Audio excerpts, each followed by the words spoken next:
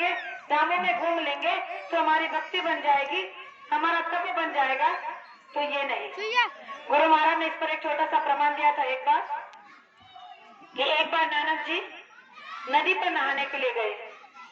अब नदी पर नहाने के लिए गए कि उन्होंने क्या देखा कि दूसरे किनारे एक पंडित जी कुछ लोगों को लेकर सूरज को जल चढ़ाने की विधि सिखा रहे थे। कुछ पूजा पाठ चल रही थी। अब नानक जी गौर से देख रहे हैं, इधर अपना स्नान कर रहे हैं। स्नान करने के बाद नानक जी ने सोचने लगे कि आखिर में ये पंडित जी कर क्या रहे हैं इन लोगों के साथ। जरा चलकर पूछ लेते हैं।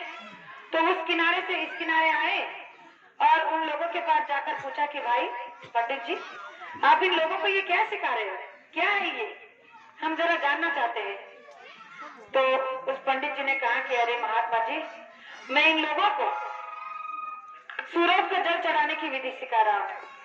यहाँ से सूरज को जल चढ़ा रहे हैं और इनकी प्रार्थना जो है स्वीकार हो रही है। तो नानक जी को थोड़ी हंसी आ गई, लेकिन उन्होंने कुछ नहीं कहा। तो कहने लगे अच्छा कोई बात नहीं। फिर उनसे थोड़ा दूर गए, एक बाल्टी को उठाया और नदी से पानी भरकर किनारे डालते थे। फिर वही पानी बह करके नदी में जाता था। फिर पानी नदी से भरते थे, किनारे डालते थे, फिर वही पानी बह करके नदी में जाता था। ऐसे उन्होंने भी कई बार किया। अब ये लोग सोचने लगे कि अरे ये महात्मा कहीं पागल वागल तो नहीं, बाल्टी भर रहा है, किनारे डाल रहा है, पानी बह करके नदी में जा रहा है, फिर बाल्टी भर रहा है, किनारे डाल रहा है, पानी बह करके नदी में जा रहा है।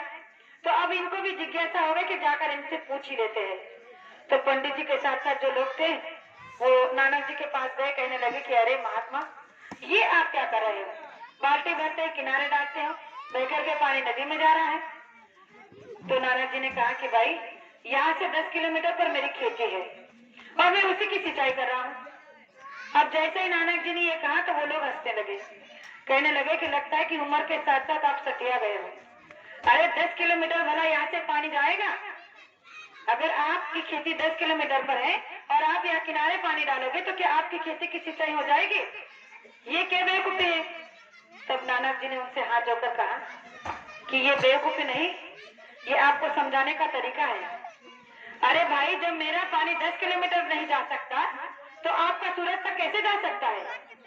आप जो ये लोगों को जल चढ़ाने की विधि सिखा रहे हो, ये गलत बात है। आप इनको कुछ ज्ञान ध्यान की बातें सिखाओ।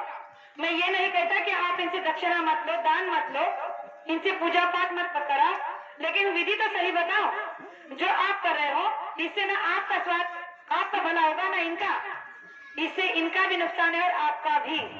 और यही बात गुरु महाराज ने हमें सिखाई है कि इन जड़ पूजाओं में हमें कभी कुछ नहीं मिलने वाला। अगर हमें मिलना है तो चेतन पूजा से ही मिलेगा।